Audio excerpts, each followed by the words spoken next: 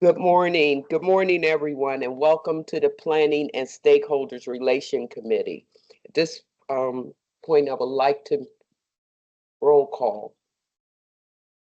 Tom Bergender. Bobby Fan. Amanda Kraft.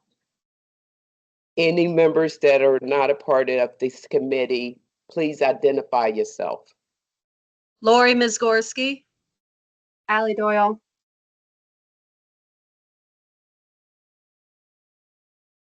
Thank you. At this point, we'd like the approval of the minutes for the November 14, 2024 Planning and Stakeholders Committee. May I get a motion, please? So moved. All in favor? Aye. Aye. Motion. Now we will have a presentation from Derek Dolphin on the bus line redesign. Thank you.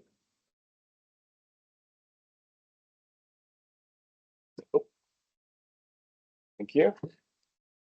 All right. Good morning, committee members. My name is Derek Dolphin. I'm the Director of Planning and Service Development at PRT.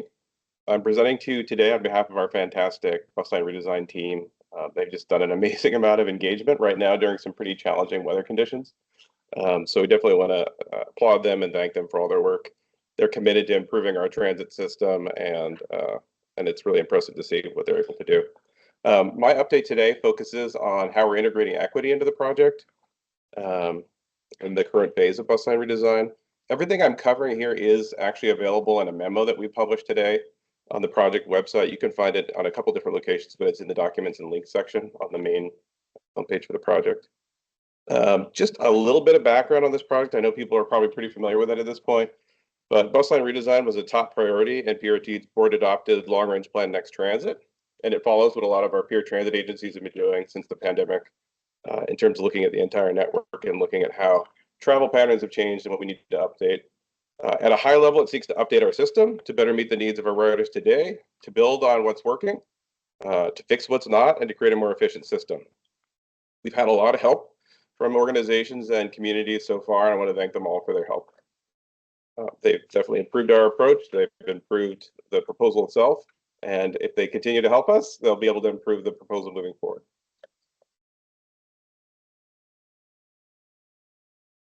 All right, so this is our project timeline.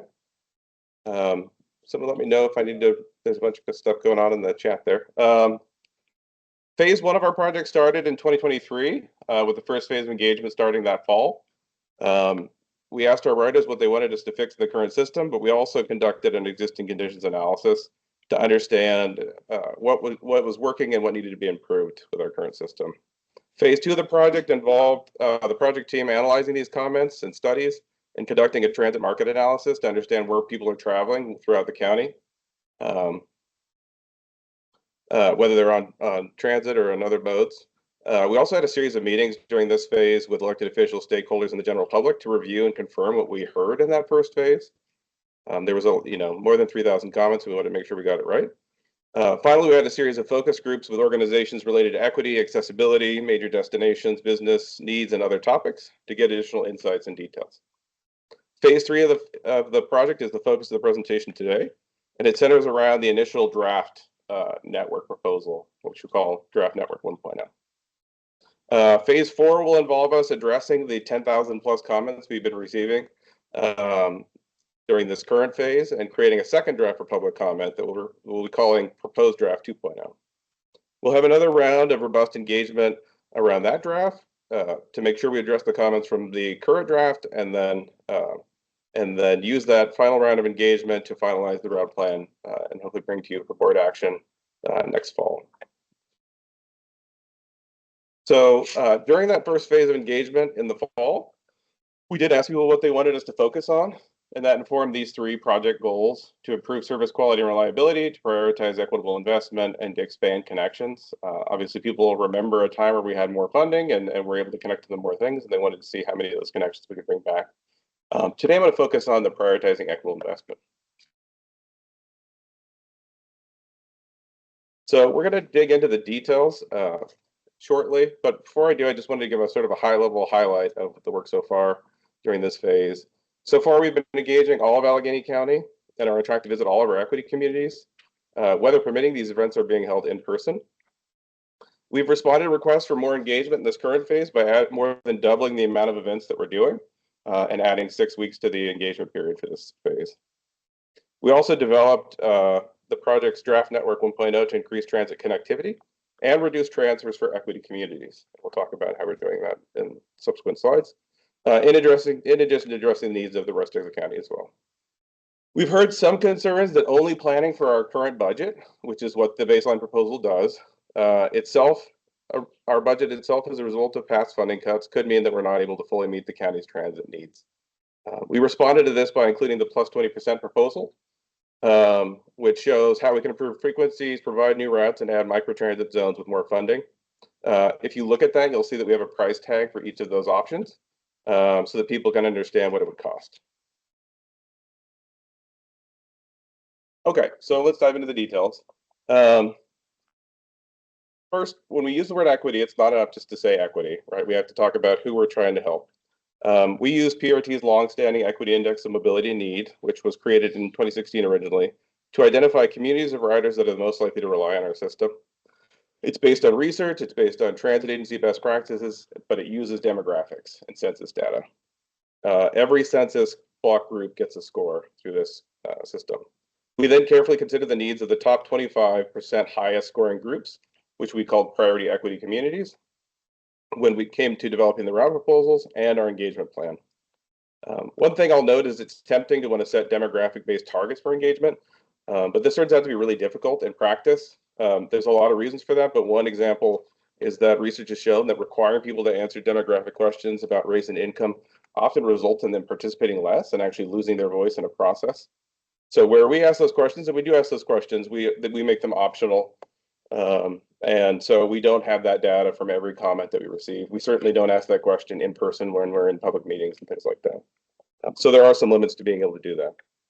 Instead, what we've been able to do is to go to communities and meetings where census data shows us these people are that we're trying to focus on, ask them about their transit needs, and hear what they have to say. So what does this mean? We pop up at our bus stops in these communities. We put up signs. We provide a variety of ways for them to provide input. And we work with their community organizations to participate in their events. An example of this is in the Dalton-Knoxville area, where the Dalton Consensus Group hosted us at one of their meetings due to fears that we were eliminating the 44 route and leaving people behind. The initial proposal uses other routes to cover the highest ridership portions of the 44 and then adds microtransit that would cover all the areas, the rest of the areas, using smaller vehicles. And we thought this would improve service. But what we heard at that meeting was that they were worried about losing the 44, that they don't understand what microtransit would mean for them, and that they don't want to use new routes that make them go through South Hill Junction. So now we have that input, and we can make those changes both to our approach with the route planning and also to our approach with engagement in the future. I want to highlight, this is not an easy meeting. These are not easy meetings. This is challenging work, but these are important meetings for us to have, and that's what this whole phase of the project is designed to do.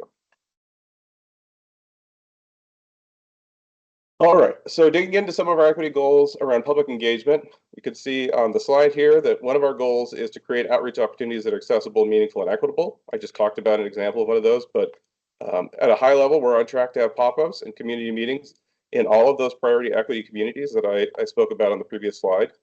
And across the county, that totals 76 in-person events. At our events, we always have handouts. We walk riders through each of our proposals, talking to them about how it could impact their trip. These are usually one-on-one or small group discussions directly with staff and riders. The second goal that we have on the slide here is providing diverse ways to engage.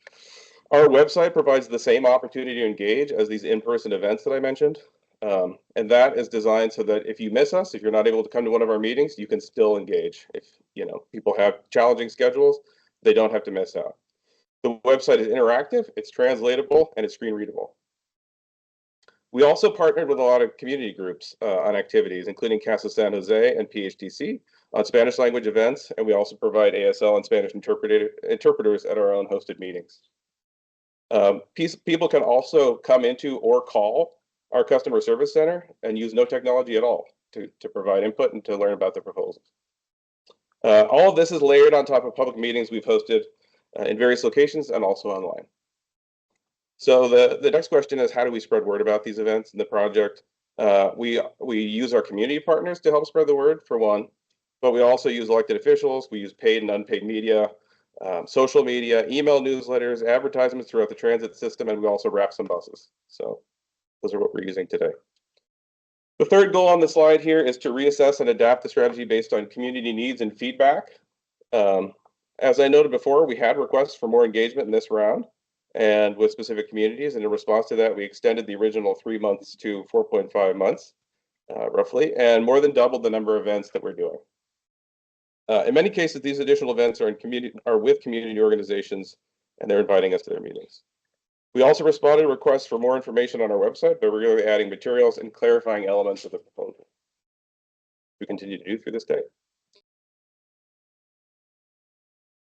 Okay, equity goals in terms of the network design itself. So draft network 1.0, which is the current draft of the proposal, was carefully crafted to maximize the benefits of transit to priority equity communities. And these three goals sort of get at that. So the first one is to create more direct routes and more routes that serve key destinations. Our team analyzed 795 origin destination pairs or starting and end locations for a trip to see how the proposal would increase or decrease the number of transfers people have to take compared to our current system. 83% of the 450 priority equity community trips that were analyzed were unchanged. 10% would have fewer transfers and 7% would have more transfers. There's actually an appendix on that report that I mentioned that actually spells out all the different transfers that we looked at, all the different trips and all the transfers. It's on our website now. All routes are within a short walking distance of a grocery store, shopping center, and one or more other key community destinations. The second goal on the slide is more consistent service throughout the day and on weekends. The current proposal has no routes that run less than once an hour throughout the entire week, and it has more routes that also run every 30 minutes throughout the day. The third goal is increasing access to frequent transit. Under the current proposal, 32 more residents in priority equity communities, or 143,000 people, would be connected by 30-minute or better service, and 35,000 more job locations would be connected by 30-minute or better service. So we're connecting more people to more jobs.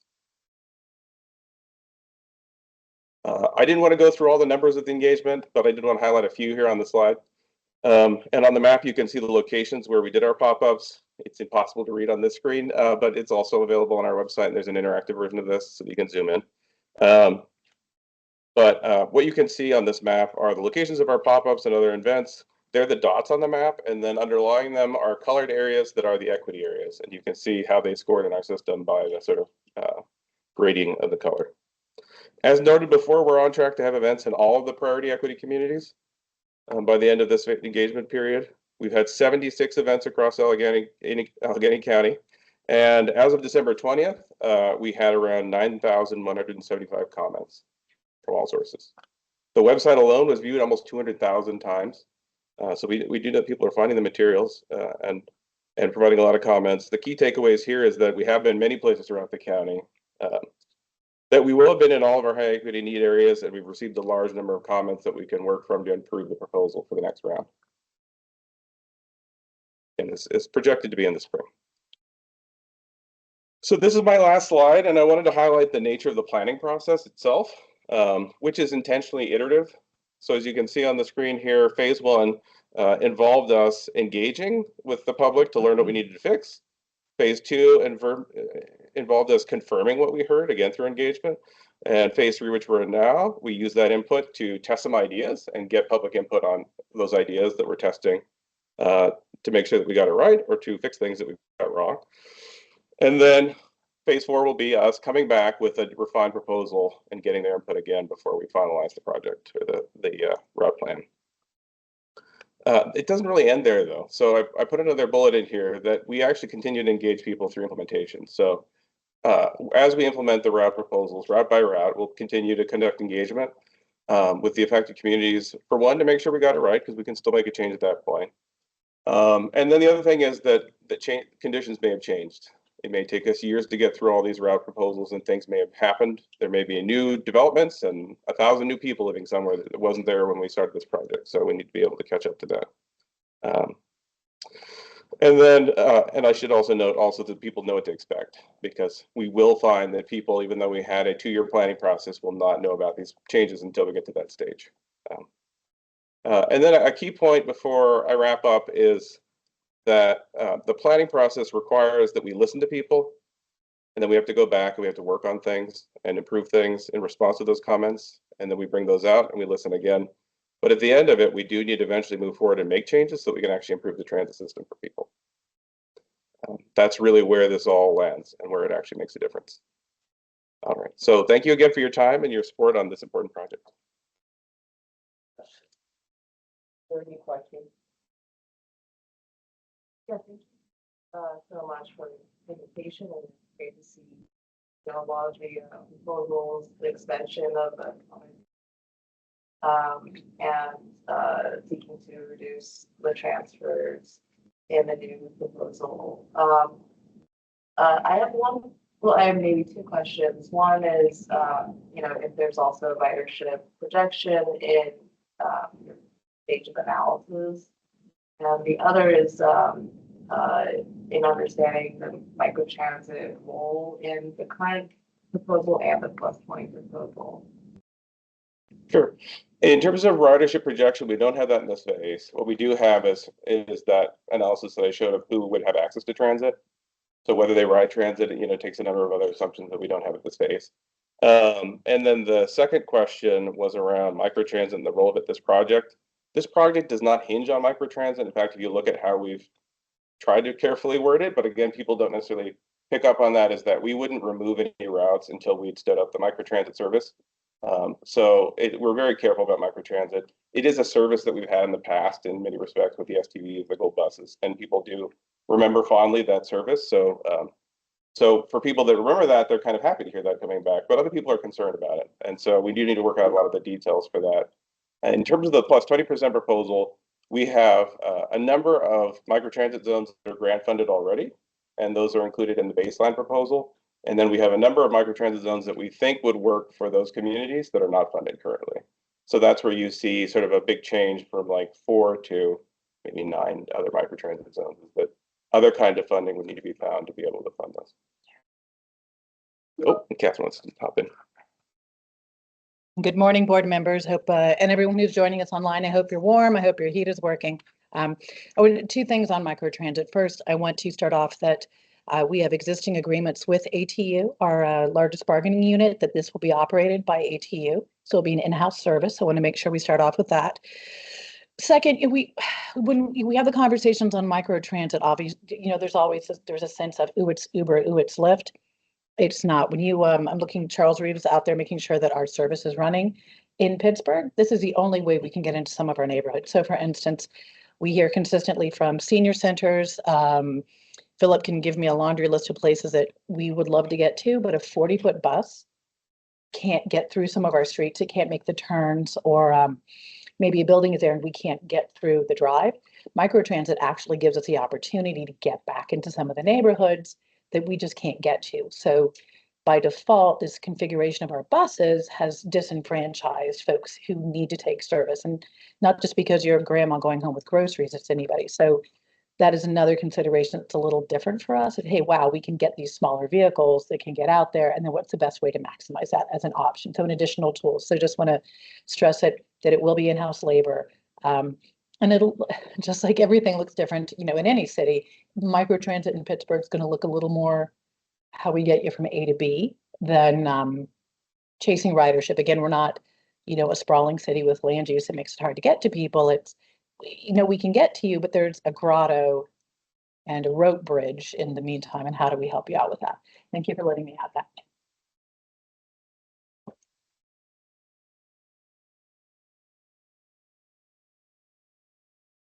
Is there any other questions? Members?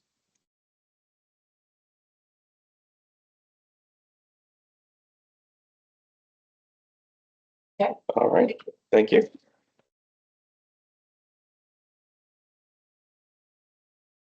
Next, we will have Mr. Philip St. Pierre presenting on the February 25th service change.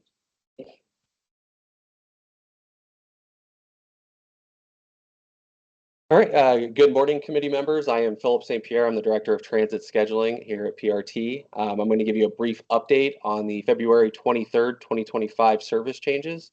The major theme of these service changes is going to be the Mount Washington Tunnel construction project that's going to be impacting our rail lines and a handful of our bus routes. So I'm going to go through that today, and we have some additional changes as well to review. So like I said, the rails, all of our rail lines are going to be detoured via the Allentown section of the rail system.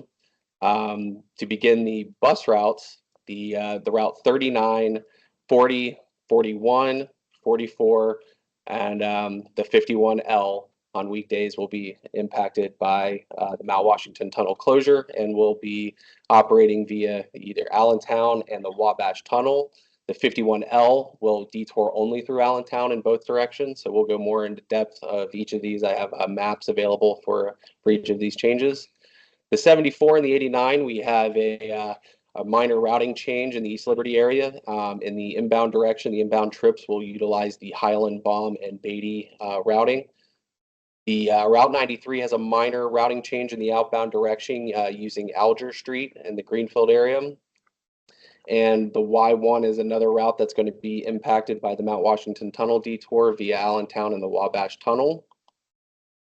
The whole handful of the Y designated routes, the Y45, Y46, Y47, and the Y49 will be impacted by the Mount Washington Tunnel and will operate via Allentown and the Wabash Tunnel. The blue line and the red line every day of the week will operate via Allentown. The silver will have a change where on the weekdays it will become a feeder route between Library and Washington Junction and have a timed connection with the blue line. And on the weekends, the silver line will continue its full routing and operate via the Allentown detour. The subway local will have a routing change as this route will operate between Allegheny and Station Square. So since the other three rail lines will not be able to service Station Square, that subway local will be the rail connection to Station Square. Oh, 1 second. You're good. Keep it. Okay. And the Y4 the Y4 probably up there twice. All right, the rails. Here's a map of the rail system. Again, on weekdays, the red and the blue will be the two main routes that go into town. The silver will be a feeder route to get folks connected with the blue line, and they'll also be able to connect with the red line at Washington Junction, but the timed connection is with the blue line. On weekends, all three rail lines will go into town. And again, the subway local will operate between Station Square and Allegheny Station. And we do have an added stop in the Allentown area. This stop on the rails is going to be at Warrington and Allen Street. It is a low-level stop, so it is not ADA compliant. For anybody that needs ADA accommodations, we recommend continuing to utilize the bus network that will utilize that stop, as they have the ramps that are able to be deployed on the bus system. All right, here's the Route 39, utilizing what I'm kind of calling the standard Mount Washington Tunnel detour, going inbound from the South Busway onto Warrington Avenue and then onto Arlington, and then making its way up onto Carson Street, and then normal routing into downtown. In the outbound direction, we'll make a right on Carson and then utilize the Wabash Tunnel in the outbound direction, and then get onto Sawmill Run Boulevard, where it will make its way back to Warrington Avenue and then get back onto the South Busway via the Haberman ramp, and then utilize normal routing on the South Busway in the outbound direction. So that's what I'm calling the standard, kind of the standard detour, and a majority of the routes will be utilizing that routing.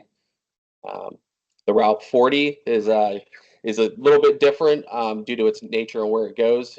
So in the inbound direction, we'll be utilizing that standard routing in the Allentown area from the South Busway onto Warrington Avenue, then Arlington to Carson, and then normal routing. But in the outbound direction, we're not going to double loop and bring it back up to South Hills Junction. So when in the outbound direction, after it goes into the Wabash Tunnel and onto Sawmill Run Boulevard, it will get onto Warrington and then make the left onto Boggs and continue normal routing in the outbound direction for the Route 40. So that is one route that's deviated from what I'm calling the standard detour. Route 41 will be exactly the same as the route 39, utilizing that standard detour. So I will progress on there. The route 44 has a deviation from the standard detour. So once it's on inbound via Climax Street, it's going to make a right onto Warrington Avenue and then continue into downtown via Arlington, Carson, and then normal routing. And then in the outbound direction, it's going to go Wabash Tunnel to Sawmill Run Boulevard. And then once it's on Warrington, it will stay on Warrington to make the right onto Climax Street and operate via normal routing. So this route will not directly serve South Hills Junction. So if folks need to use South Hills Junction, we recommend using Warrington and then using the steps down into South Hills Junction. But this route will not double back into South Hills Junction. So this is a deviation from the standard detour. The 51L will also not service South Hills Junction. It's going to stay in Allentown in both the inbound and outbound directions. On the inbound, it's going to go from Brownsville to Arlington to Carson and then normal routing into downtown. In the outbound direction, it's going to do the reverse from Carson to Arlington and then from Amanda to Brownsville in the opposite direction and then normal routing. So it will not directly serve South Hills Junction for that route. And here's what I talked about, the 74 and the 89 in the inbound direction. It's going to use the Highland Balm Beatty loop. So that's a deviation from the current routing today. We've heard some chatter about a project, a People's Gas project that's going to potentially impact Whitfield. So in advance of that project, we're moving this route over to the Highland Balm Beatty loop. And here's the Route 93 with that minor routing deviation in the Greenfield area using Alger Street. So Alger Street will turn into Winterburn in the outbound direction. And here's the Y1 utilizing that standard detour via Allentown and the Wabash Tunnel. The Y45 will also utilize that standard detour via Allentown and the Wabash Tunnel. The Y46 will also do the same. The Y47 will also do the same. And the other Y route, the Y49, will also do the same standard detour. All right. We do have a plethora of running time changes to discuss today, so we have a healthy list here to review. So these are the routes that will have daily running time changes, so there'll be updates to their timetables. So I'm going to read the list here. It's going to be the Route 1, the 2, the 4, 12, 13, 14, 16, 21, 22, 24, 28X, 29, 31, 48, 51, 54, 55, 56, 57, 58, 59, the 61 series routes, the A, B, C, and D, the 64, 67, 69, and the 71 series routes, the A, B, C, and D, the 75, 77, 81, 82, 83, 86, 87, 88, and 91. We do have some running time changes just on weekdays only for the following routes. It's going to be the 17, 19L, 43, the 52L, 53L, 71, 74, 79, 89, the G series routes, the G2, G3, and the G31, the O series routes, the O1, O12, and O5, and a variety of the P series routes, the P3, P7, P10, P12, P13, P16, P17, P69, P76, and P78. All right, these are the routes that have weekday and Saturday only running time changes, and that's going to be the 20, 26, 27, and 38. And on weekday and Sunday, the Route 6, 8, 36, and the P1. And on weekends only, for Saturday and Sunday, it's going to be the 15 and the 93. And Saturday only will be the 53 for running time changes. All right, we do have some frequency changes to discuss to the Route 28X on weekdays. In the off-peak hours, we'll be going from every 30 minutes to every 40 minutes. And peaks, midday, and evenings will remain approximately about every 30 minutes. the Route 39 on Saturday. We took the opportunity to interline the Route 39 and the 41 on the weekends at Penn Station. So the 39 and the 41, we try to match up the frequencies and the spans of service for that interline. So the 39 on Saturday will see a frequency improvement from every hour and 20 minutes to an hour for that interline opportunity. And then the 41 on Sunday will see a frequency improvement from an hour and 30 minutes to an hour and 20 minutes for that interline opportunity for the 39. The 89 on weekdays from an every hour and 40 minutes to an every hour and 8 minutes. The P68 on weekdays will be from every 30 minutes on the peaks, an hour on the off peaks to every 31 minutes on the peaks, and every hour and 2 minutes on the off peaks. The blue and the red, since these are the only two routes going into town on the weekdays, we'll see a frequency improvement from every 15 minutes to every 14 minutes in the morning and the afternoon peaks for the blue and the red.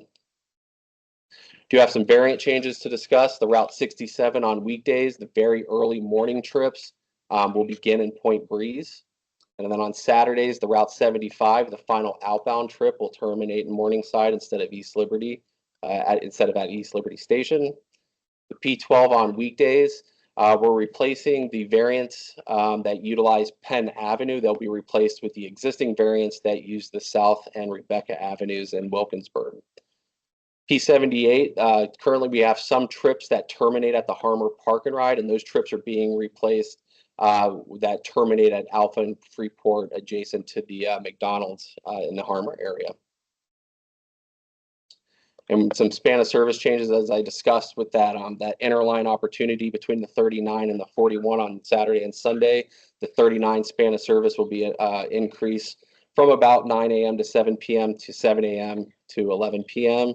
And then on Sundays for the 39, it's being increased from 10 a.m. to 7 p.m. to 7 a.m. and 11 p.m. for the span of service. And the Route 69, the final inbound trip to downtown will end around midnight. And the final inbound short trip from to Wilkinsburg Station will end around 1:11 a.m. Have a couple trip adjustments. We did add one trip on the Route 40 in the outbound direction, and that's going to depart around 5:30 a.m.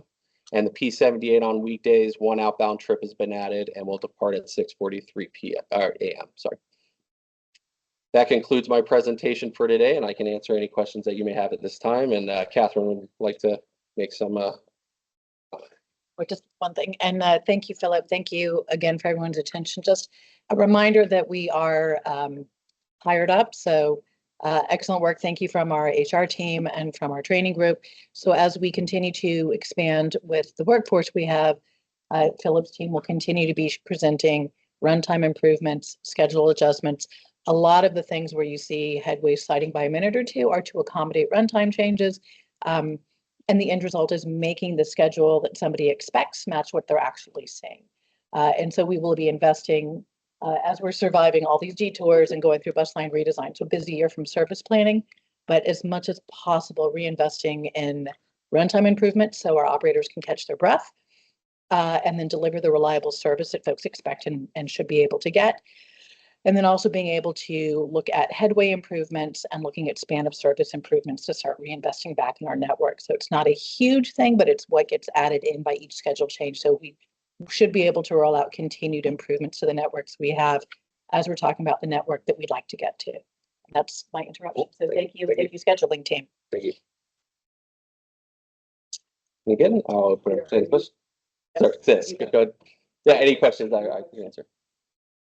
Well, I have a couple. What do you mean? First of all, when will the detour begin involving several of the buses?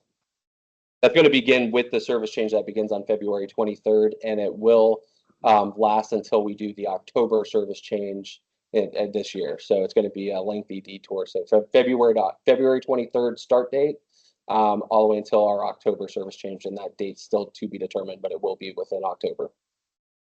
Explain what you mean by the interline relationship between the 39 and the 40. Yes. So so say there's an inbound trip on the 39 heading into Penn Station. Once it gets to Penn Station, that Route 39 will lay over. That bus and that operator will lay over at Penn Station, go out of service. They'll have a short break, and then when it departs, the head sign's gonna change and it's gonna turn into the Route 41. So they'll do a 41 on the outbound, another 41 on the inbound, and then change into a 39. So the way of it flipping from one route to another at a layover location. What is the? So the advantage of that is typically to save buses, and so sometimes we can actually add service and still save a peak bus in service. So a lot of times, if you have routes that have potentially different running times, instead of you may have one route that has an extremely long running time and one route that has a short running time. So sometimes you'll put those together, and say you have 6 buses on one route and 4 buses on the other, so a total of 10 buses. Maybe you put them together and you may come out to 9 buses through an interline opportunity. So when we evaluate that, we're trying to streamline those schedules to potentially save a peak bus and save hours. But in this circumstance, we actually saved a bus and also added frequency for those routes. So it's a way of being more efficient and seeing some gains out of it. So. Consumer won't really see a change. Right? Not really. You know, they're going to still continue to see the bus with the head sign passing by, but from an operator perspective, that they may be doing 2 different routes. But yeah, from a consumer perspective, really not much of a change for them.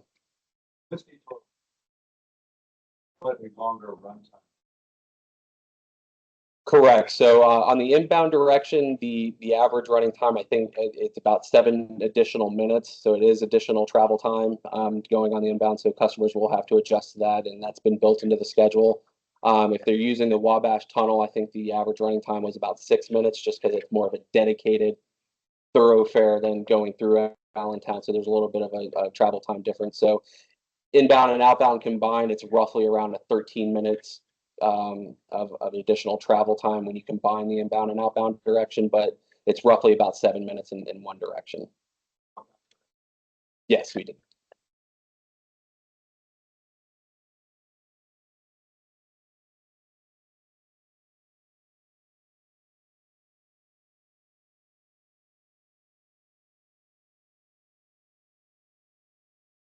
The other board members in the virtual world, any questions? I think we're aiming towards, at least by the end of the week, all the PDFs and new timetables and the public notice. I think we're aiming towards by the end of the week, if not by the end of the day. So that's the last information I have on that. So it should be up shortly.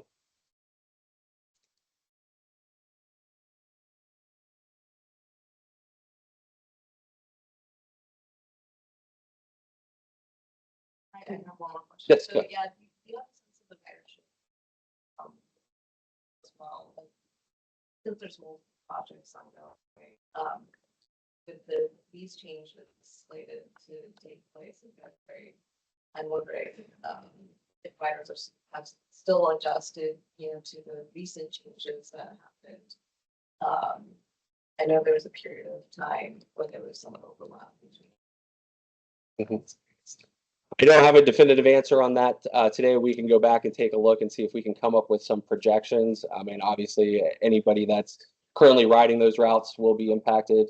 Some folks, may, choose alternative means, and hopefully they don't. And hopefully we've minimized the impacts and they remain with us. One great thing is that these are in the actual schedule change. They'll be able to trip plan and hopefully make adjustments on their own.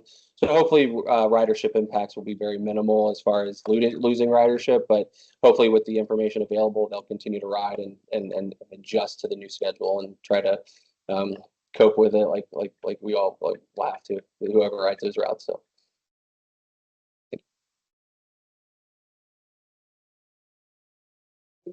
Any other questions? All right, thank you very much.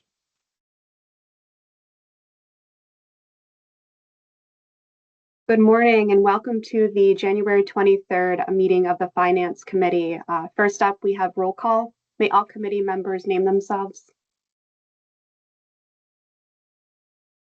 Nick Pisatano. Emma Schuker. Okay, may all board members identify themselves. Lori Mizgorski, Stephanie Turner. Bobby? Okay, up next, we have approval of minutes of the November 14th, 2024 Finance Committee meeting. May I get a motion to approve? Motion. Second, Second. all in favor, say aye. Aye. Aye. Any opposed? Okay, motion approves. Next up, we have Dominica Brown joining us to go over 4 proposed resolutions. The first being the authorization to temporarily extend rail-free fare zone. Dominica? Good morning. Thank you. Good morning, Madam Chair, fellow committee and board members. So the reason for this first resolution to temporarily extend the fare-free zone to the Station Square station is because of the Mount Washington Tunnel closure. The construction will be for 8 months from February 23rd to October 31st. And there is an expected transfer for rail riders during that time. In order to kind of lessen the inconvenience of the transfer, we are requesting that the board approves a temporary extension of the free fare zone to that station. Subject to any questions that the committee members may have, I respectfully request that the Finance Committee recommends this resolution to the full board for approval. Any questions? Hearing none, may I have a motion to approve?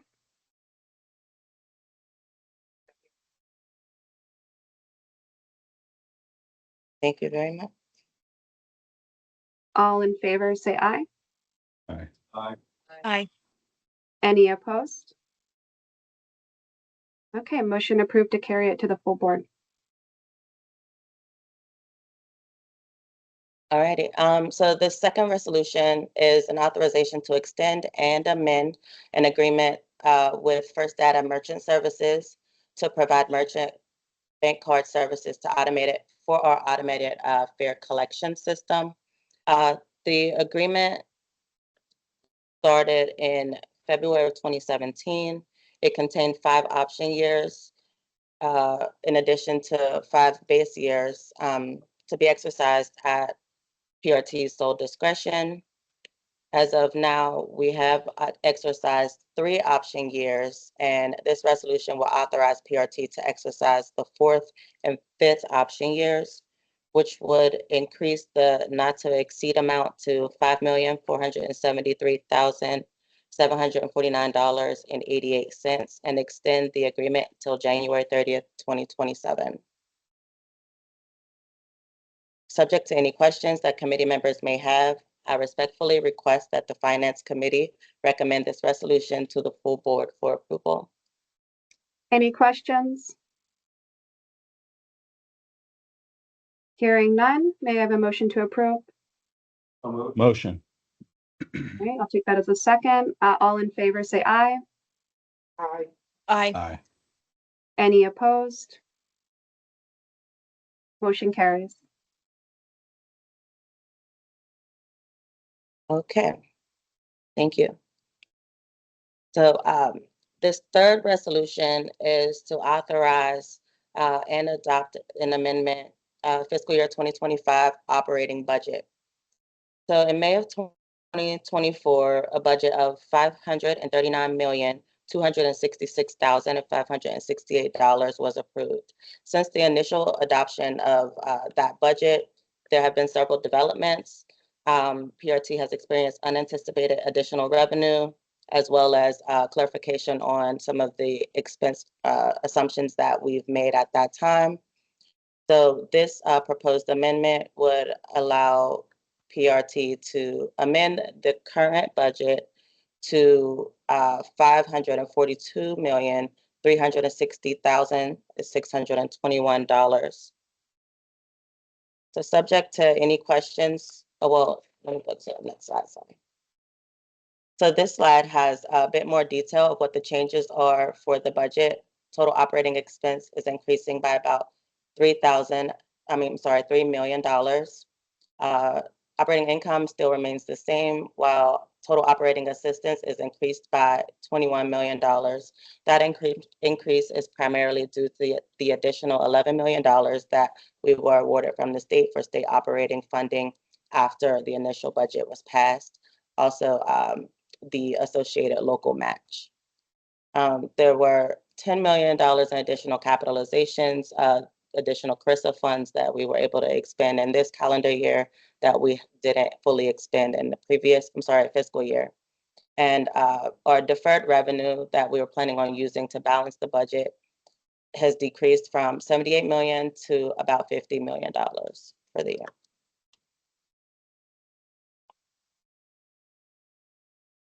Any questions? Hearing none, may I have a motion to approve?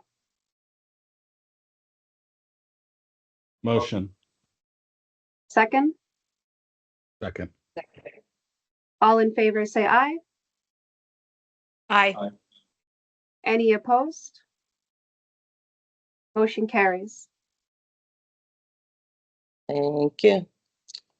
Okay, now this final resolution is an authorization to apply for and enter into agreements for the calendar year of 2025 for operating and capital grants.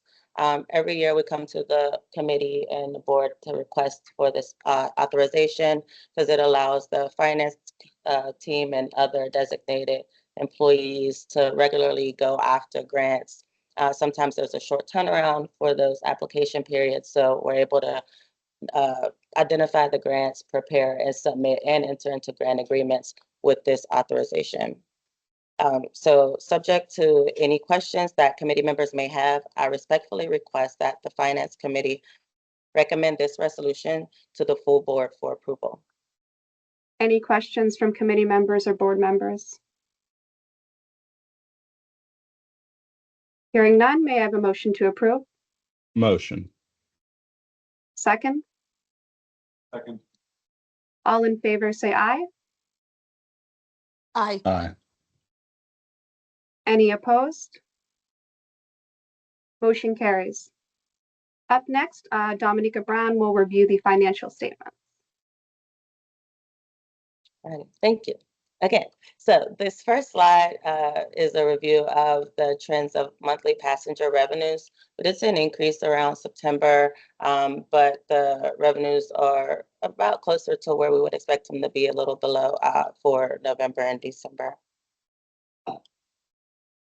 So for our the month of November, the financial results, we're pretty much on par with revenues with about $100,000 over the budgeted amount, and that is primarily due to interest income. Compared to last year, we're about $300,000 over during the month of November. For the month of November, expenses were $4.5 million below budgeted amounts, and that is primarily due to wages and benefits. Compared to last year, we are about $9.5 million below last month, and that is also due to primarily benefits, a decrease in pension expense that we have this year that will return for next fiscal year.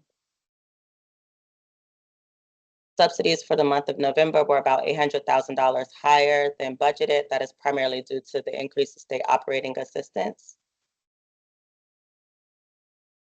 And for November year-to-date results, our revenues are about $300,000 above budgeted amounts. And again, that is due to interest income. Compared to last year, because of fares and interest income, we're about $1.2 million higher for year-to-date in November. Expenses for year-to-date in November, we are $16.6 million below the budgeted amount. And again, that is due to purchase services and all other with an honorable mention of wages and benefits. But compared to last year, pretty much on par. Subsidies for the month of November are about $15.3 million higher. That is due to increased capitalizations and as of those CRISA funds that I mentioned earlier, that additional $10.3 million. Compared to last year in November, we are below subsidies by about $121 million, but that is due to timing and receipt of state funds, which you'll see we received in November. I'm sorry, December. So, okay, so for a review of the December financial results, our revenues in December were about $300,000 below budgeted. It's primarily due to lower fares, as you saw in that graph chart in the first slide. And expenses for the month of November are $2.8 million below budgeted. That is primarily due to materials, but also benefits. Subsidies for the month of December are $300,000 below budgeted amounts. And as we look compared to last year, is $72.1 million higher. And again, that is because of the state funds that came in December. For our year-to-date results for December, we're pretty much on par with revenues budget compared to actual, and about $800,000 higher than last year budget compared to actual. And that is primarily due to, for the budget compared to actual for December is due to interest income, and this year compared to last year is primarily due to higher fares. Expenses as of December year to date are $19.3 million lower than budgeted, and that's primarily due to purchase services. And subsidies for December year to date are $15 million higher, again, because of those capitalizations as well. And then compared to last year, we are about $49 million below. When we look at operating reserves, PRT began the month with $326.3 million in reserves. There were inflows of $139.8 million with outflows of $45.4 million. So PRT ended the month of December with $420.7 million in operating reserves. And that is the end of the financial review. Are there any questions? Any questions? Hearing none, this concludes the Finance Committee for January.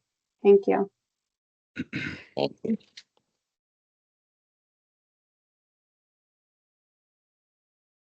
Good morning. This is Senator Nick Piscitano. I want to call to order the committee meeting for the Performance Oversight Committee, January 23rd, 2025.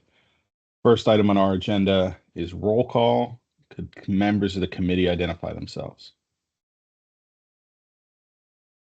Lori Mizgorski.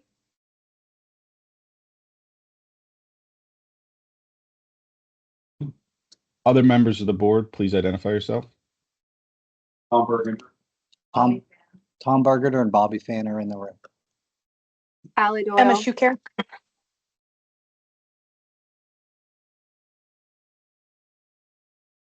Okay, thank you. Next item on our agenda are approval of minutes, the November 14th Performance Oversight Committee meeting. May I have a motion and a second to approve those meeting minutes? So moved. Second. All in favor, say aye. Aye. Aye. Aye. Any opposed? Thank you. Thank you. Those minutes have been approved. Our next item of business is a number of proposed resolutions. We will go through these as they come to us. There are a bunch of them, and I believe the first one, Mr. Jeffrey Devlin is going to present. Yes, good morning and thank you. Before I start, I'm going to ask folks who are presenting after me, if anyone at the dais makes a comment or asks a question, if you could please repeat it. Folks who are online are having trouble hearing due to the one mic. Thank you. So I have three bids for your consideration this morning. The first one is our Gemini plastic seat inserts. This solicitation B 24-1091 was publicly advertised with the business documents. We had 225 suppliers notified. 3 of the suppliers accepted, and those same 3 bids were received. These are to provide replacement hard plastic cushions and seat backs for our bus fleet over a 1-year period with no renewal options. Our recommendation is this be awarded to NATSCO Transit Solutions Incorporated for an estimated total of $603,010.10. Are there any questions on that particular bid? Our second bid is for bus batteries, AGM type. This solicitation B241097A, again, publicly advertised with e-business documents. We had 531 suppliers notified, 2 suppliers accepting the invitation, and 2 bids were being received. This is for bus batteries utilized in the maintenance of our bus fleet. This is for a 2-year period with no renewal options. Our recommendation is this be awarded to Northeast Battery and Alternator in the estimated total of $966,000. Any questions on that particular bid? Our third and final bid is B241098A for diesel engine oil. Sorry, I need to scroll down my notes. There we are. 486 suppliers were notified of the bid. We had 1 supplier accept the invitation and 1 bid received. This is for over a 2-year period with no renewal options available. In accordance with our procurement procedures and policies, we did do a single bid survey. 3 firms did state they were unable to bid competitively. Another firm indicated they did not because they could not accurately project the second year pricing. So our recommendation is that this bid be awarded to diesel engine oil, to PVC Lubricants Incorporated in the estimated total of $890,000, as I said, over a 2-year period. Are there any questions on that particular bid? No. Subject to any further questions, I respectfully request that these bids be taken to the full board for approval. Thank you. Thank you, Mr. Devlin. Any other questions from the board on any of these? Hearing none, I'm asking for a motion and a second to approve this resolution for full consideration for the board. So moved.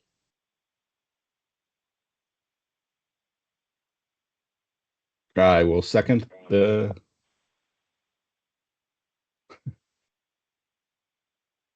All in favor, please say aye.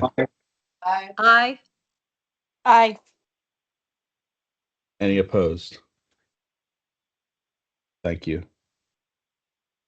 The next item on the agenda today is the authorization for settlement of public liability claim by Mexetra. Do you want to skip over these or jump forward? Okay, I'm going to sneak one in here if you don't mind. And this is on a quarterly basis. We like to bring to you our tentative schedule of upcoming procurement opportunities so that folks can be aware. Hopefully encourage more vendors to register on our e-business site. The link there is ebusiness.rideprt.org. And what I'm going to go through now is just a real quick list of projected opportunities we have coming up over the next 6 months. These are very subject to scheduling changes. You may recognize some of these because they were on the list 3 months ago. They're still in process and about to come on the streets here soon. So on the list, we have a fare box replacement. We have some engagement software to work with our community, CCTV security camera services, South Hills Village Garage Facility Management Services, hosted interactive voice response, which is for customer service, casualty risk management services, safety and security consulting services, service management help desk ticketing software, ASL interpretation services, merchandise and apparel services, IT consulting services, general planning services, investigative services, general marketing services, employee benefits consulting services, and cloud-based hosting services. Process stone, copier management, CRP air conditioning, Cisco DNA licensing, air, oil, coolant, transmission, and fuel filters, HVAC on-call services, and services to maintain, inspect, and test our fire alarm systems. So that is a quick list. I didn't describe any of them, but I just want to give you a sense of some things that are coming up. And again, we encourage you to have your friends and family, well, not friends and family, folks that you know, register with ebusiness.rideprt.org. Thank you. And now I yield the floor to Mr. Setzer.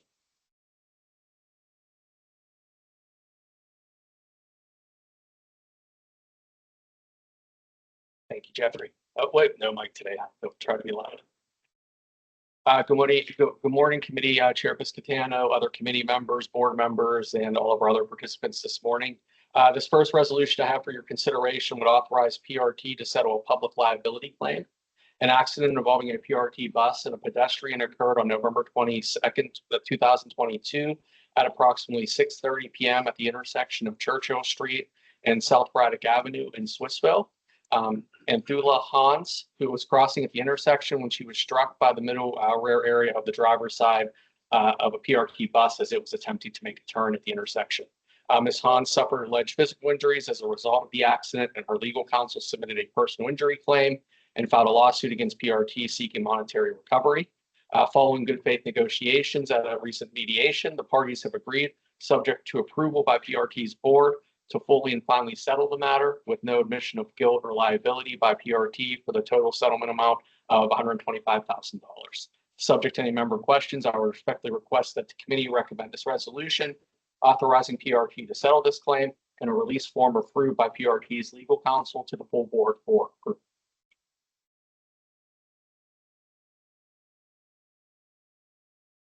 Thank you. Are there any questions from the board? Hearing none, I'm asking for a motion and a second to approve this resolution for full consideration by the board. So moved. Motion. Thank you. Second. Thank you. All in favor, say aye. Aye. Aye. Aye. Any opposed? Thank you. The next item on our agenda is the authorization to adopt and implement the 2024 amended Public Transportation Agency Safety Plan. Mr. Setzer? Yes, thank you, Senator. Before I present this resolution, I'm going to invite PRT's Chief Safety Officer, Bert Jennings, up just to provide the committee, particularly some of our newer members, just some a little bit further background on our PTASP. So, Bert, I'll turn it over to you.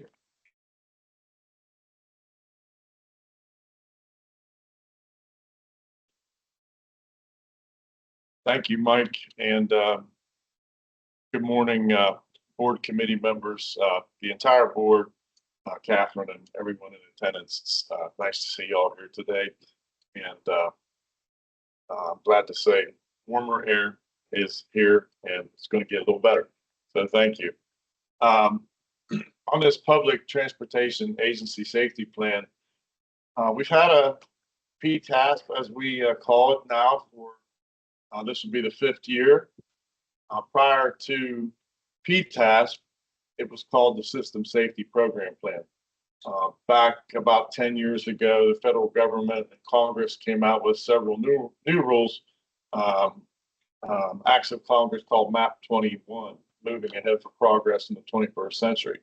So all those rules and laws combined required that public transit agencies create the Public Transportation Agency Safety Plan. So our prior System Safety Program Plan was modified and became the PTASP. We also have Commonwealth of Pennsylvania rules that we follow and incorporate into that program. Those come from the PennDOT State Safety Oversight Office in Harrisburg. Between the federal rules and the PennDOT rules, we promulgate the PTASP, updated yearly, and one of the main purposes of that document is to create and launch our PRT safety management system.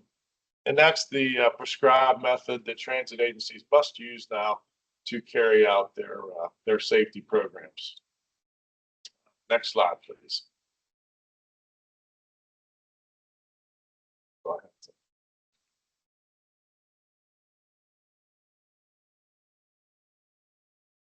Okay, a little bit more on the PTASP, or Public Transportation Agency Safety Plan.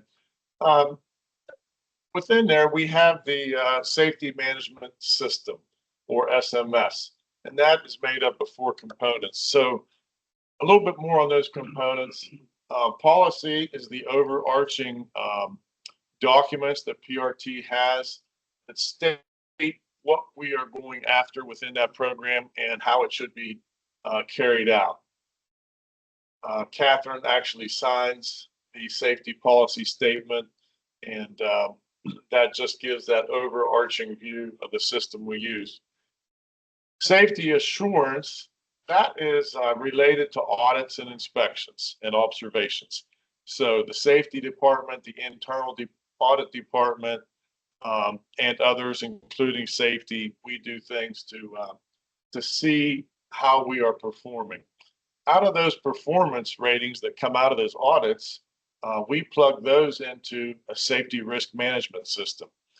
And in that, we take hazards and things that we find that we might not like too much, we might think is a problem, and we assign a safety performance rating. If that rating is a little bit too high in risk, then we, as a group and working collaboratively, I can never say the word, I can spell it, but I can't say it, with our union partners, we come up with mitigations.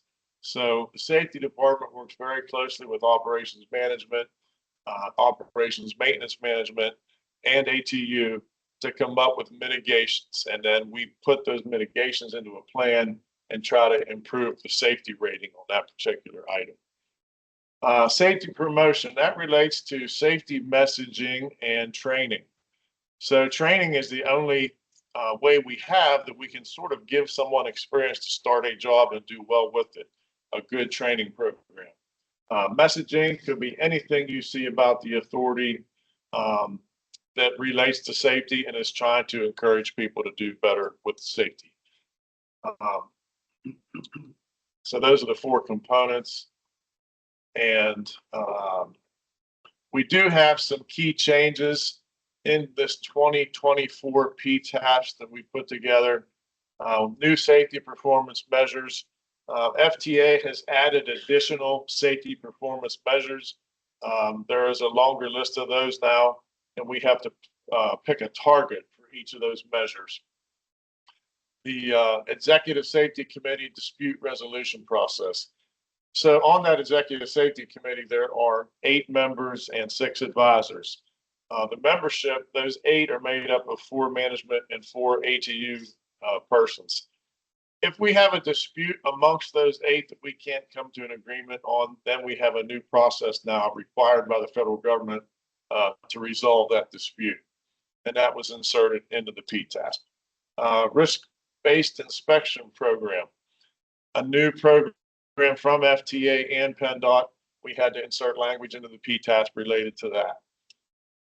Routine safety training and, safety training and federal safety certification compliance. That's more documentation on training that FTA requires, and it's a new program. The key safety personnel have to be certified by FTA. Routine organizational updates, and that mostly is change in organizational structure, change in titles, and so forth.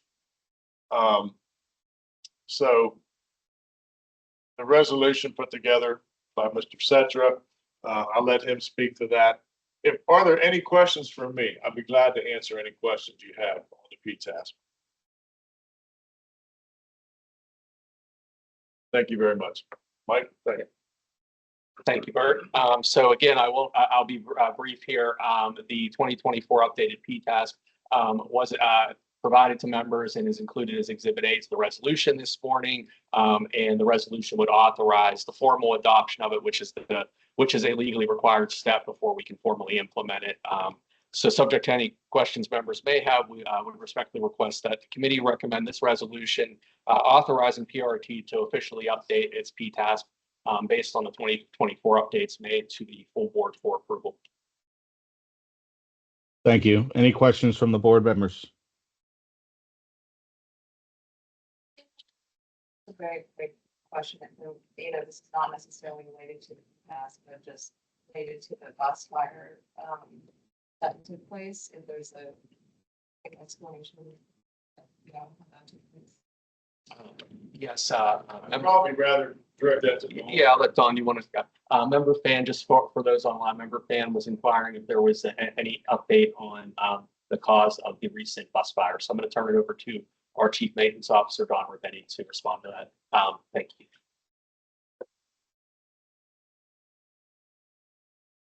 Good morning, committee members and board members. So preliminarily, we're doing an investigation through the Fleet Maintenance Department at East Liberty. And what we believe happened from that was it was a wheel end that got hot. So brakes heated up from some moisture in the air system. And in the very cold temperatures, the moisture started to freeze one of the valves. And it was sticking one of the wheel ends, which is what caused the wheel end to heat up, in essence, created the fire. That's not final, but that's what we're believing has occurred. Thank you.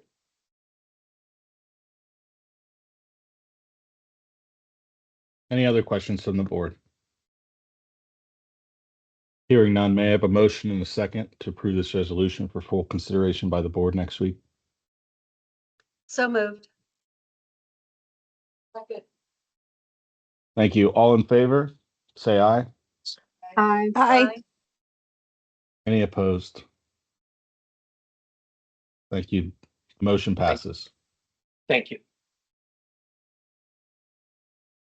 The next item on our agenda today is the authorization to enter into agreements for temporary technical and clerical support services. Good morning, everyone. The resolution before you is seeking authorization to enter into agreements with a pool of temporary clerical and technical support services. Request proposal number 2401 detailing the required scope of services was publicly advertised, and informational meeting was held on August 28, 2024, resulting in PRT receiving 15 proposals for temporary clerical and 14 proposals for technical support services on the deadline of September 27, 2024. All proposals were reviewed and evaluated by the PRT Evaluation Committee. The committee identified 5 successful bidders able to provide both services, and they are 22nd Century Technologies Incorporated, which is a DBE, Infogenie, Compano Software Group Incorporated, Smart Simple Solutions LLC, also a DBE, and TechnoStaff LLC, DBA, Honor Vet. And I'd like to point out that all the bidders are using DB subcontractors.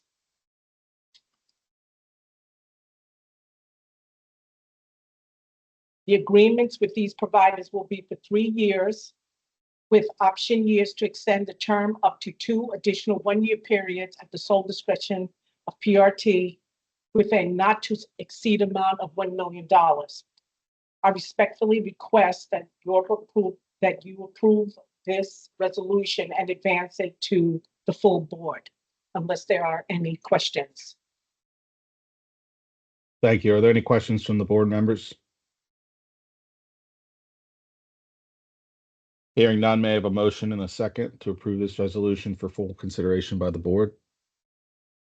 So moved. Second. Thank you. All in favor, say aye. Aye. Aye. Any opposed? The motion passes. Thank you very much. Thank you. The next item on our agenda, the authorization to a resolution to authorize and extend and amend contracts for general ancillary construction services. Good morning. This resolution seeks authorization to extend and amend contracts SYS 2109, GHGB, PEH, and RR for ancillary construction services. These services are issued on a work order basis. The original contract term was for 3 years with 2 option years. The bids for these contracts are based on estimated labor and equipment rates, as well as allowances for materials, subcontractors, and specialty services. This resolution would exercise the first option year to extend the services of all 6 contracts. It would also increase the not to exceed amount for the GH contract by $4,703,900 and for the GB contract by $3,852,958. Listing 6 contracts to be awarded. We have General Heavy Highway to Michael Fasciona Contracting. Increased amount would be $18,359,650. And for general building to Archon Contracting, this would be for $14,521,174. And those are the 2 contracts that are being increased.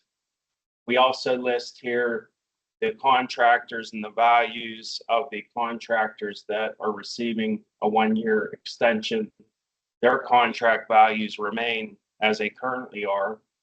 Plumbing, Tedesco Excavating and Paving in the amount of $12,766,754. Electrical to Schulteis Electric, $13,103,365. HVAC to SSM Industries in the amount of $10,332,970. And for railroad to Railworks Track Services in the amount of $14,110,094.50. With that, pending any further questions to this, I respectfully request that the committee advance this resolution to the full board for approval. Thank you. Are there any questions from members of the board?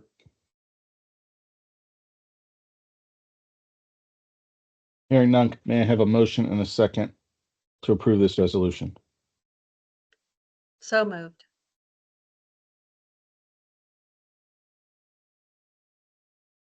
May I have a second? Second. Thank you. All in favor, please say aye. Aye. Are there any opposed? Thank you. The resolution passes. Thank you. The next resolution I have is for the authorization to award construction contract HAR 2408 GHPE for the Harmer Garage roofing, mechanical, and interior improvements. The scope of work for these contracts is to replace the roof. The roof's about 35 years old. The building's approximately 50 years old, so well in need of a roof replacement. Would include roof drainage. Also, we'd be doing interior space renovations with the new computer training space, the police and K9 training space, renovations to the break rooms and the toilet rooms. Additionally, we'd be doing various HVAC improvements, new vehicle exhaust systems, lighting improvements, fire alarm system upgrades, providing a new fire protection system in the entire facility, and a new emergency generator. The contract duration for this would be 480 days from notice to proceed. The 4 contracts are general construction, Allegheny Construction Group in the amount of $4,968,000. Mechanical construction to Scalise Industries in the amount of $2,261,500. Plumbing construction to Newman Plumbing in the amount of $1,373,000.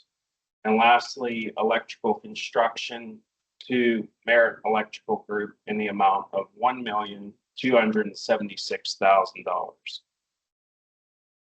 Next slide. Thank you. And just a little bit of illustration visually what's being displayed from left to right is the roof that currently exists.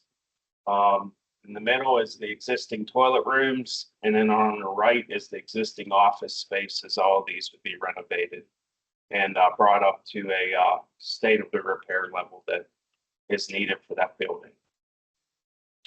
With that, pending any further questions, I respectfully request the committee move this resolution to the full board for approval. Thank you. Any questions from the board? Hearing none, may I have a motion and a second to approve this resolution? Motion. Motion. Second. Thank you. All in favor, please say aye. Aye. Aye. Anybody opposed? The motion passes. Thank you. Thank you. Our next item on the agenda is the authorization to award construction contracts for the South Hills Village South Hills Village Rail Center and South Hills Junction Improvements Project. Thank you. Good morning.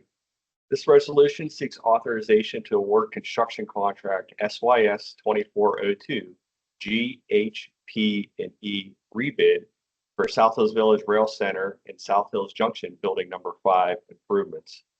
The scope of work generally consists of work at South Hills Village transportation and maintenance buildings, interior and exterior building renovations, including building facade upgrades, toilet, shower, and locker room improvements, dispatch area renovation, new entrances with canopy at the transportation building, crew's locker room with addition at the transportation building, HVAC improvements, electrical and lighting improvements, fire alarm system modifications, and at South Hills Junction Building Number 5 for interior building renovations, toilet, shower, locker room, and office improvements, HVAC improvements, electrical and lighting improvements, fire alarm system modifications, and new garage doors.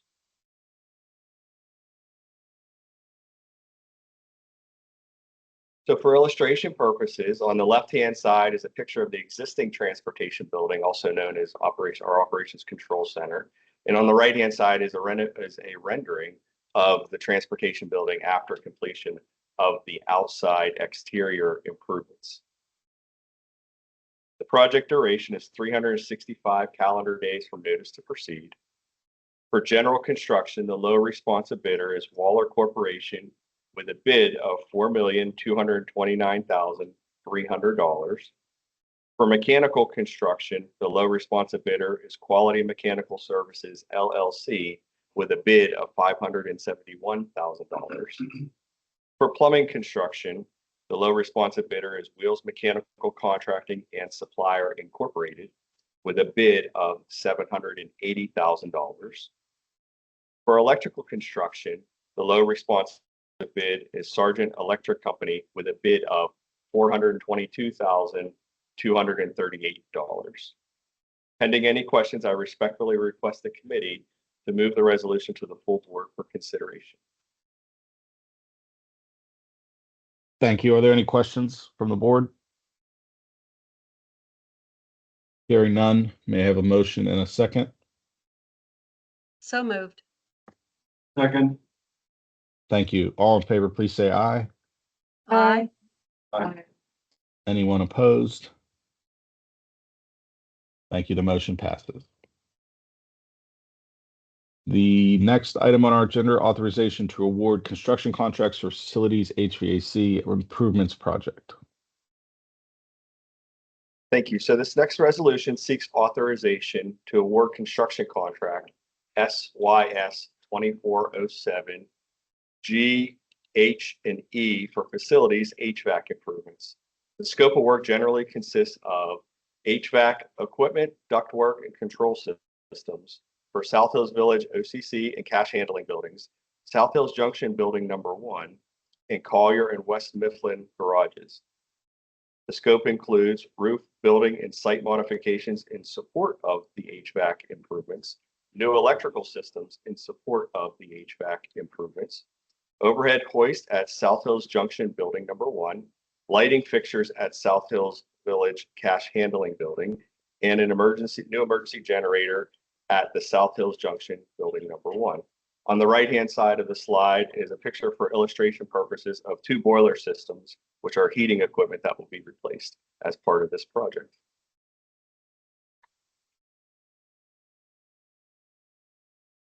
The second slide, there's two pictures for illustration purposes again.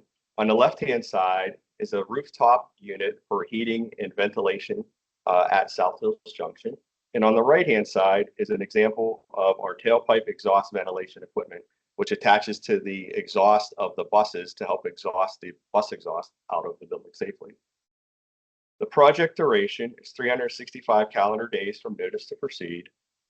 For general construction, the low responsive bidder is Mercedes Construction Company with a bid of $1,998,000.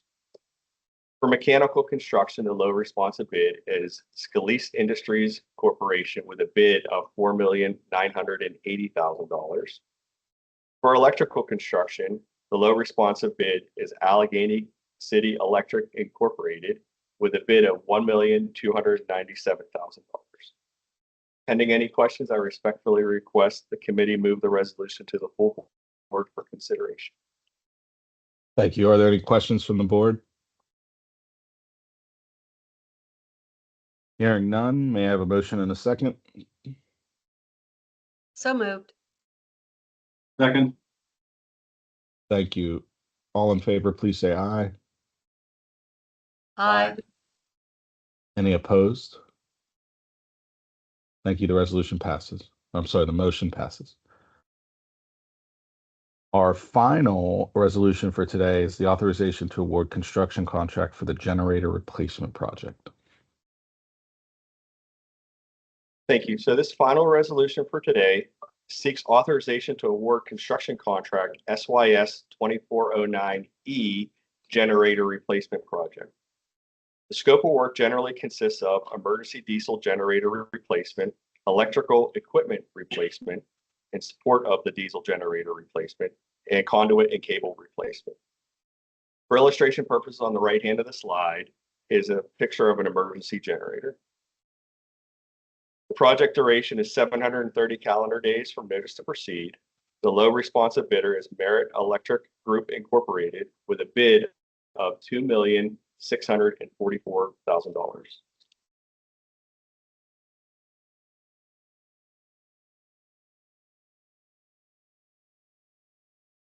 So here I was just showing the locations of where these emergency generators are going to be replaced. On the right-hand side of the slide is an overhead map view of the large portion of the county. The locations where the generators will be replaced is Collier, Ross, West Mifflin Garages, Manchester Main Shop, and South Hills Village Rail Center Operations Control. And again, here's another picture, a yellow generator this time, on the bottom left-hand side. Pending any questions, I respectfully request the committee move the resolution to the full board for consideration. Thank you. Are there any questions from the board? Hearing none, I need a motion and a second to approve this resolution. So moved. Second. Thank you. All in favor, please say aye. Aye. Any opposed? Thank you. The motion passes. Thank you. That was a long one. Thank you guys for sticking with us. Seeing no other business before the committee, the Performance Oversight Committee is adjourned for this week.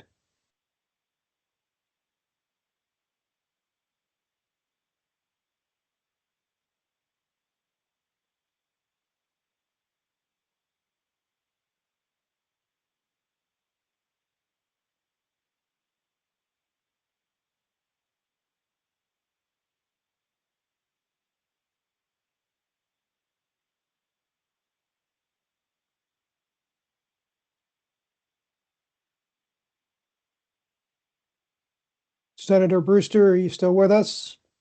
Yes, I am. Great. We are up with your committee. Okay. Are we all prepared to start? Yes. Okay. We'll go through the script here then. I'd like to call to order the meeting of the Financial Audit Committee. On an annual basis, PRT engages an independent auditor to complete an annual single audit and financial statements audit of PRT's finances. The Financial Audit Committee convenes annually to receive the audit report presentation and determine whether to make the recommendation to the full board for their adoption. At this time, we'll ask for a roll call. And Dominique, are you on the call? Yes, I'm here. Would you just want to call roll, since I think it's probably just myself and Stephanie? Okay, sure. So I'd like to call to roll the audit committee. Committee members. Stephanie, are you here? It looks like she stepped out for a second. Okay, well, Jim Brewster's here. Are there any other board members participating in the meeting? Tom Bergender. Hey, Dominique, we have that on the record. Yes. Okay. And Stephanie will be in the meeting, Dominique? Okay. She had to leave the day. Yeah, Okay. then we Jim, can- I don't we can believe proceed. she's going to return, but you're free to proceed as the chair of the committee. Okay, very good. Thank you. We moved on to the approval of the minutes.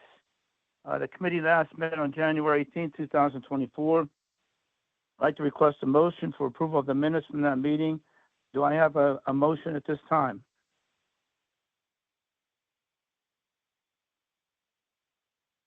Why don't I make the motion as the chairman? I think, can I do that and get a second from a board member? Second. That works. Any questions on the motion? All in favor, say aye. Aye. Opposed? Thank you. Motion is approved.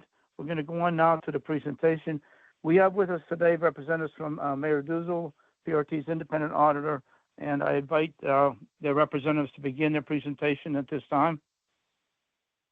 Yes, good morning again. Just briefly, I wanted to introduce Dustin Starr, who's a principal with Mayor Duzel. He will go over our audit.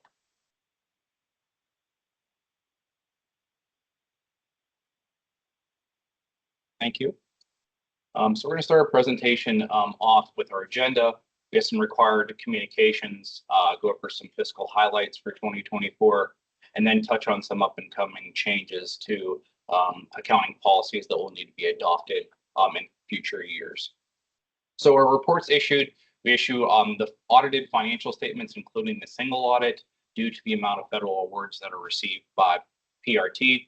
We issue a communication to those charged with governance letter. I'm going to touch on those here on our next slide.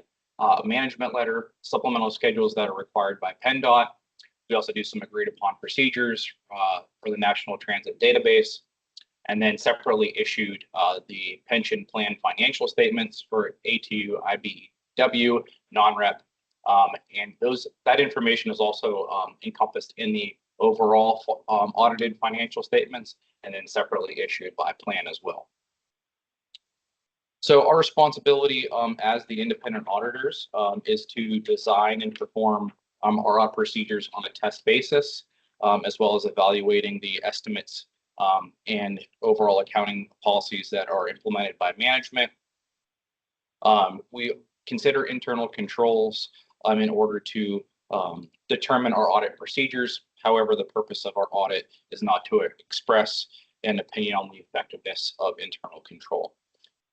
We perform tests on compliance with certain provisions, laws, regulation, contract, and grants agreements, and note any non-compliance that would have a direct and material effect on the determination of the financial amounts. However, providing an opinion on compliance is not the objective of the audit.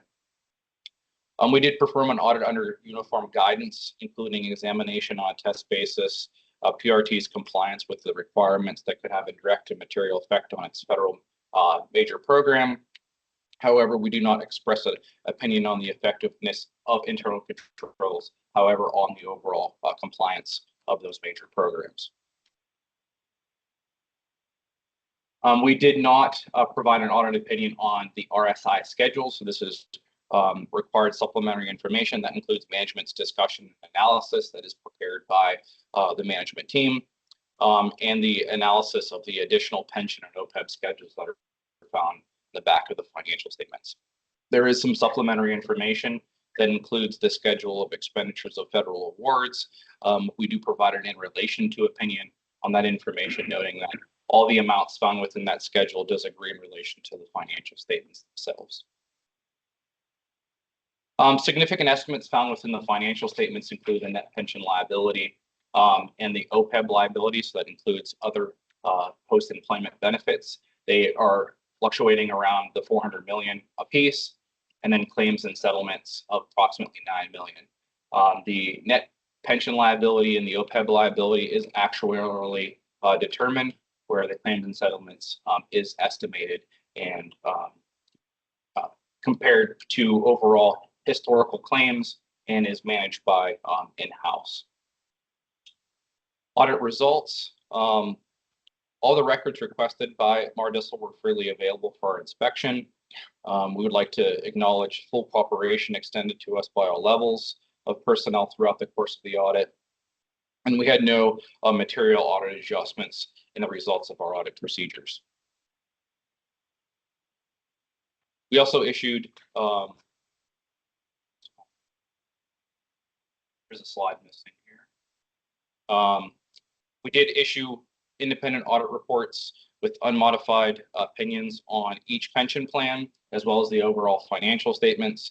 We had no deficiencies noted or material weaknesses found in the financial statements regarding compliance. We also had no issues found with non-compliance over the federal programs. The major programs that were audited for 2024 is the Federal Transit Cluster and the Targeted Airshed Grant Program. And total federal awards that were expended during the year was approximately $220 million. So now moving on to summary financial statements. Overall ending June 30th, 2024, we have a total net position balance or overall equity of approximately $414 million. That's an increase from the prior year of approximately 161 million. We move on to the statement of revenue, expenses, and changes. You can see the operating loss was approximately 457,000 as of year end, an increase of 40,000 or 40,000 from the prior year. You have an overall change in net position of the 161 million, as I mentioned in the prior slide. The overall loss is funded then by non-operating grants and capital grants. I'll touch on those here in the next slide. So the overall operating loss, as I mentioned, was approximately 458,000. There are some non-cash items that relate to that overall loss. You have OPEB and pension. The fluctuations in those estimates resulted in 47,000 for OPEB, 21 for pension, and then there's depreciation expense of approximately 90. You then have the loss of 436,000, 436 million, that is then funded by these various categories here. So there's capital funds that were used for operating of 76, and then an additional 136 that is used for capital and operating relating to the COVID funds that were received and spent during 2024. You then have PennDOT operating assistance that was recognized during the year of approximately 176 million. That is only the revenue that was actually recognized, meaning that there were expenditures that incurred of 176 million. Approximately close to 300 million is received, with the balance being reported as deferred revenue and carried forward into the future year. Also, local funding and interest was approximately 48 million, and you can see there where that the 436 million funds the operating loss of 436 million.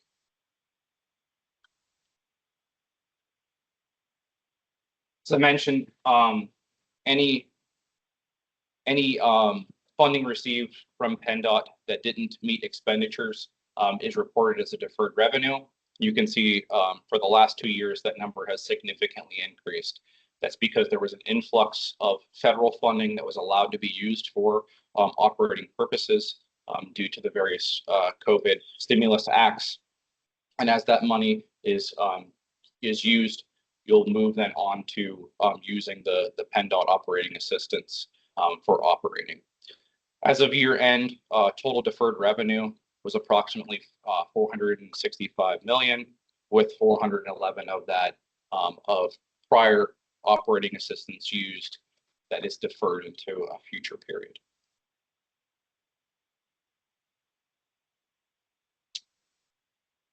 The net pension liability includes 3 pension plans.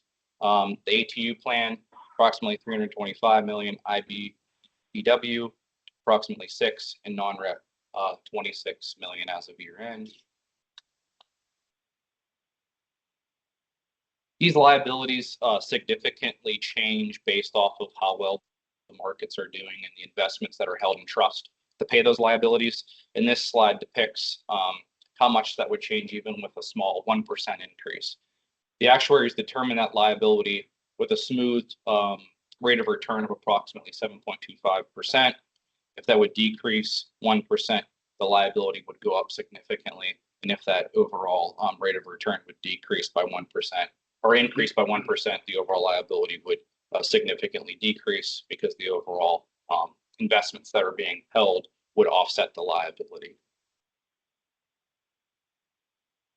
And for 2024, you can see that there's been an overall increase in that overall percentage of the total pension liability versus the net position, and that amount is due to the overall market gains that are found during the year. The pension plans do operate on a calendar year basis versus the PRT on a fiscal year basis, so there is about a 6-month lag between what's being reported in the financial statements with the pension information versus the overall PRT plan.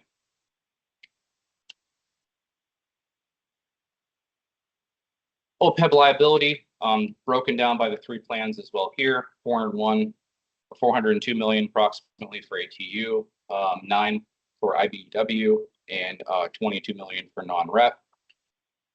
The OPEB liability does not have a trust that is being used to offset the liability. It's on a pay-as-you-go basis, which is relatively consistent with other municipalities found within the state of Pennsylvania. So to focus on more of what would the cost of medical insurance be if it increased 1% or decreased 1%, that liability would either decrease or increase based off of what your premium costs are in that given year.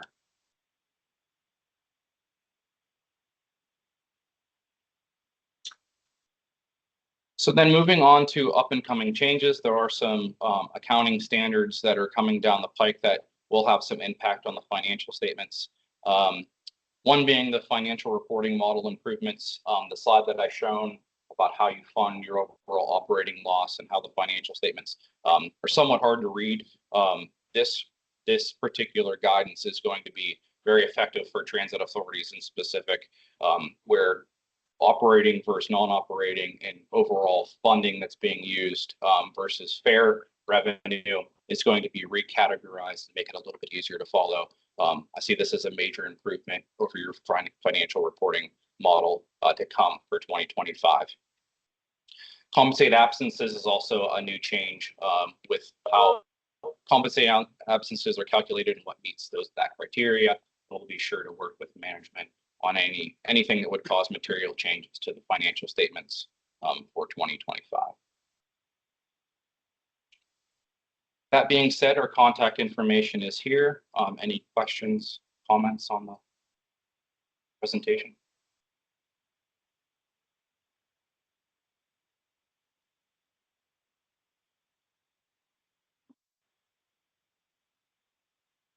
Thank you. Any questions from the board at all? And that completes your report. Yes. Any further comment from Mayor Dozel?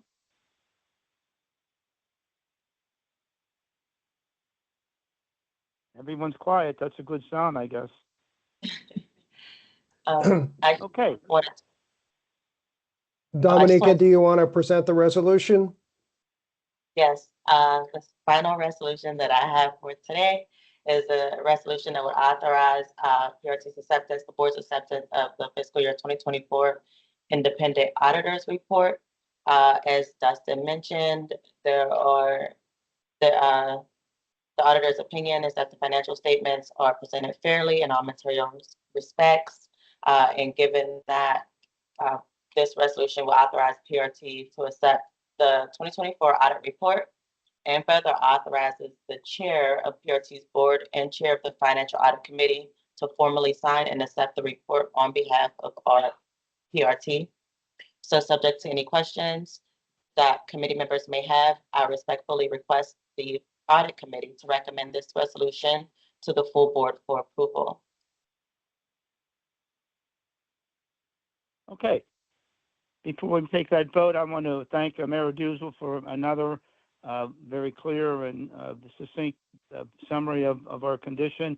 And I want to congratulate Dominica and staff that's on the call for another year.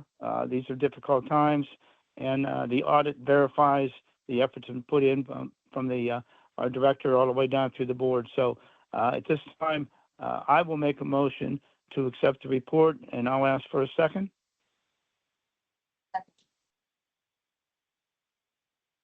Did I hear a second? Yes. Second. Okay. Second, Bobby Fair. Any further discussion? All in favor, say aye. Aye. Aye. Any opposed? Motion carries. The resolution we brought to the full board for consideration at the next meeting. Thank you all for attending, my fellow board members as well. At this time, I'll make a motion to adjourn the meeting for today. Do I have a second?